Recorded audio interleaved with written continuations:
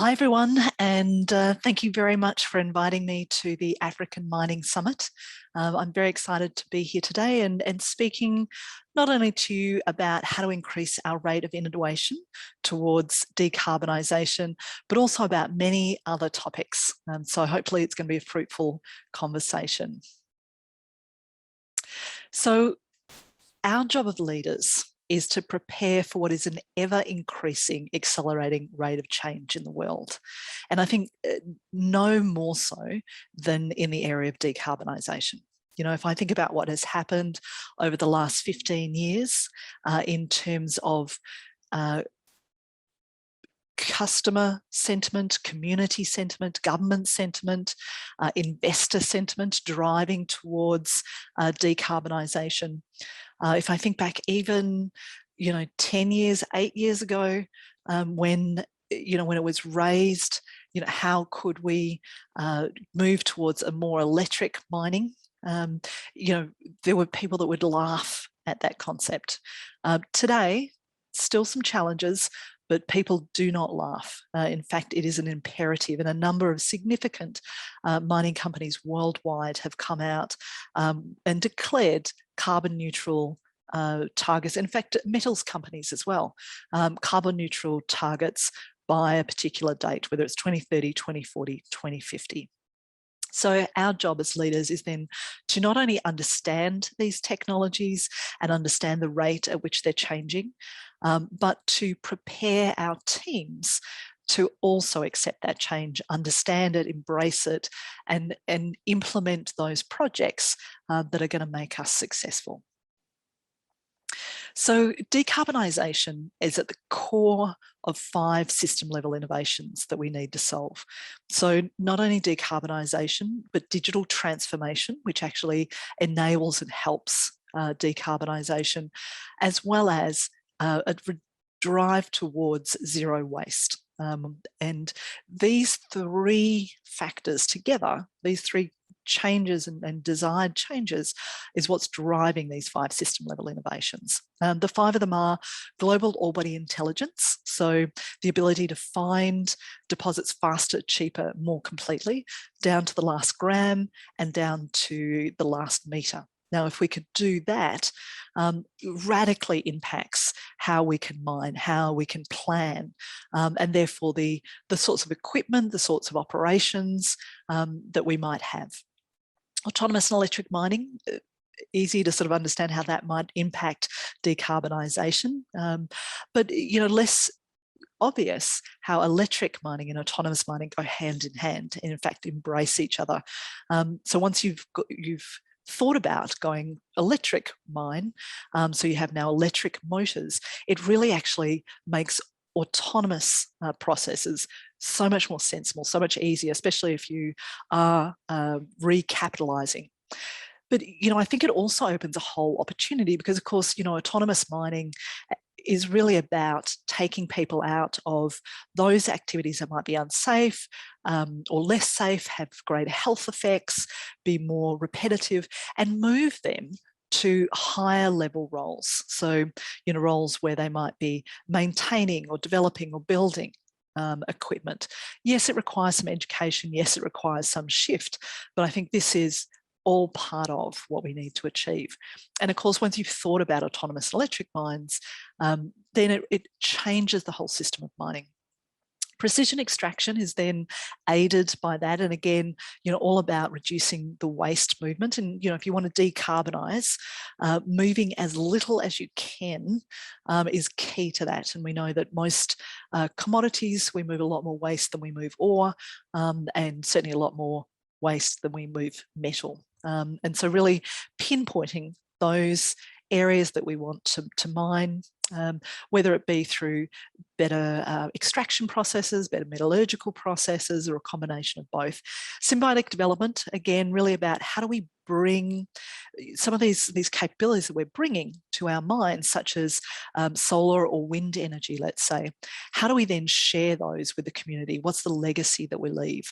Or if we're bringing monitoring equipment for temperature, pH, humidity, water salinity, moisture in the earth, how do we then also bring those into our communities in order to drive agricultural endeavours? So symbiotic development. And then disruptive business models. You know, a lot of what we're talking about really is around how do you drive a different way of thinking, a different way of driving, you know, within an industry. And I think there's some really exciting business models that we can then think about. So really the way we think about energy is fundamentally changing. You know, we've thought about energy very much as carbon driven historically. So, you know, our power stations, our grid power being, you know, either coal or maybe moved up to LNG, you know, maybe diesel in between. In some cases, some countries are lucky enough to have some hydro, but, you know, a little bit of nuclear, but that was predominantly it. Now we're thinking, you know, we see a lot of mining companies with large solar arrays, significant wind energy to at least power some of the grid requirements. We're starting to see biomass energy being considered. Small nuclear reactors, both some research as well as some pilot plants going into that. And then, of course, hydrogen.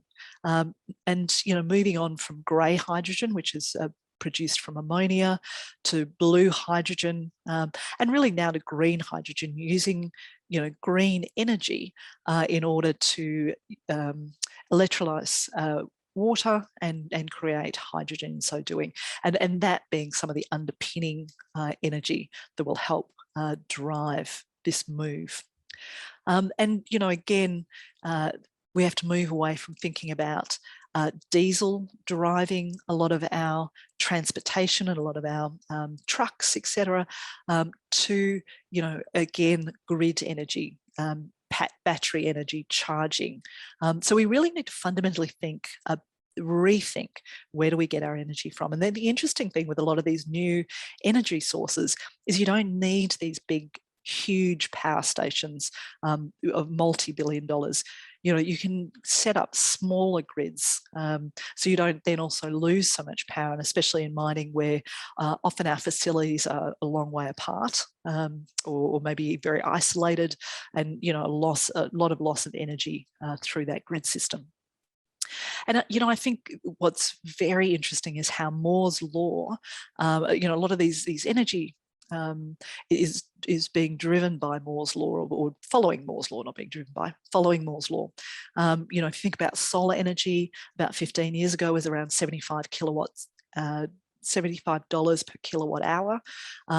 Now sitting around about 3 to 4 cents, especially in some African countries. In Australia, slightly more expensive, somewhere between 4 and 5 cents, which is what I was quoted this week. But, you know, a significant drop in those energy costs. And then an interesting one, which you can see up the top here, that's actually a startup that's trying to harness wave energy in order to, again, create some of that base load or that underpinning load. So some interesting concepts coming.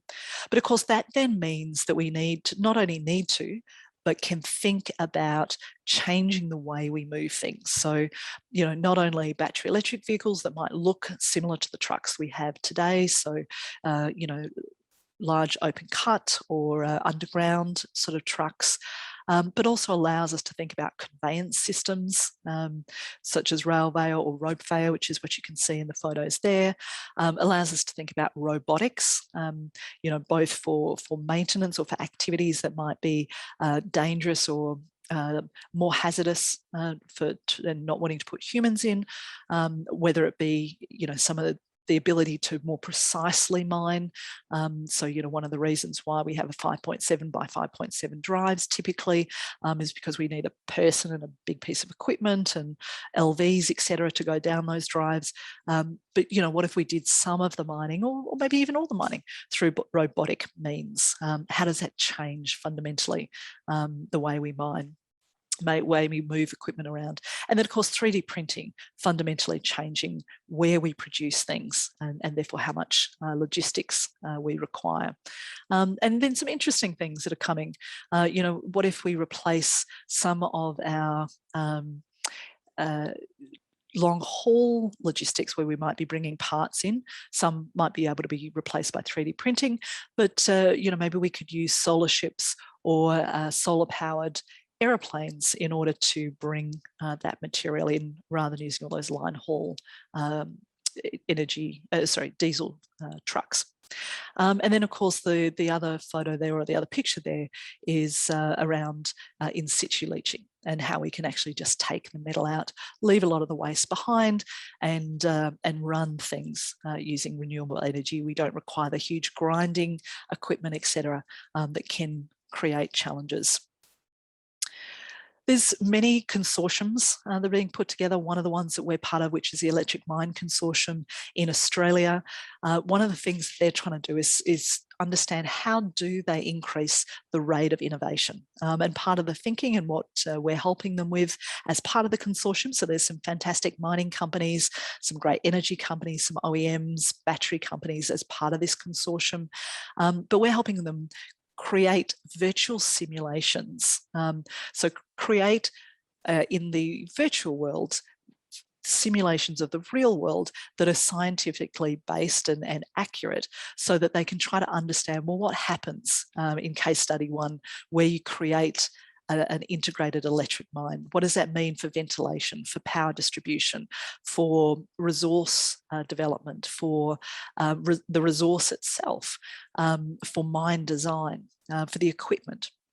And how do we create an integrated simulation to demonstrate that, not only to the technical specialists, but also to those who are not technical specialists, such as board members, communities, governments, etc. Second one is really with the OEMs. So what is different about an electric vehicle? What does the performance look like? How do you improve the performance? And how do you demonstrate the improvements that can be made using electric vehicles? And then the third one is really around battery development and charging and electrical distribution. So again, at the crux of this is, how do we create simulations that are real enough and able to be run, that give people the experience of what is it like to do that innovation, and therefore reduce the risk and reduce the uncertainty. Here you can see a simulation underground where they're just using the mine plan. They're taking that mine plan, the equipment, and trying to run simulations that demonstrate how would that mine change if this equipment was diesel versus this equipment was electric. They can run different fields, different variables to get a really good understanding of what does that look like. So the more we can model, design and simulate in the real world, in the virtual world, what would happen in the virtual, let me start that again. The more we can model, design and simulate the real world in the virtual world, the more that we can then enable people to experience those changes and iterate those changes, the faster we will be able to innovate. And I think that's key to the decarbonisation and rapid decarbonisation. Where, what we're really trying to do is not only bring or use these simulations, use the virtual world to model the real world and create plans and thoughts and reduce risk. But then ultimately we want to bring the real world into the virtual world, so that as things actually unfold and happen in the real world, then we can again simulate how to respond to that in the virtual world, and there becomes this sort of virtuous cycle. So you'll see here in this demonstration that initially there is a simulation. That simulation then is connected into some of the real world, not only real-time photographics, but also data. And then that changes, again, the virtual world or the plans.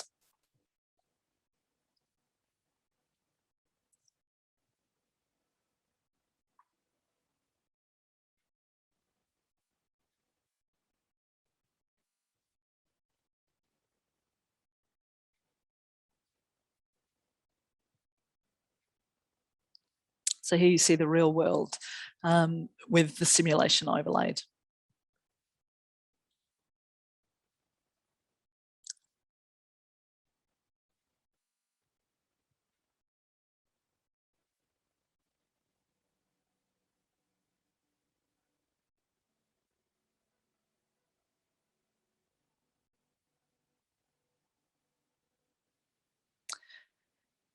So the more that we enable transformation using technology, so in this case, decarbonisation transformation, the more people actually become fundamentally important, because the more we actually need people to think creatively, to use these tools, to implement these projects, to be comfortable with the change. And that's our challenge as leaders. How do we increase that comfort, increase that rate of change? So disruption is here, and I think it's been here for some time when it comes to decarbonisation. In this case, speed does matter. It certainly matters to our investors. It matters in terms of getting access to bank and bonds at good interest rates. It matters to governments. It matters to communities. And we need this in order to transform our industry. So thank you very much for listening. If there are any questions, hopefully I can answer some of those live. And if not, or if you are unable to get your question in time, please feel free to reach out to me at my email address there, or connect to me on LinkedIn. And I'd really love to continue the conversation. So thank you very much.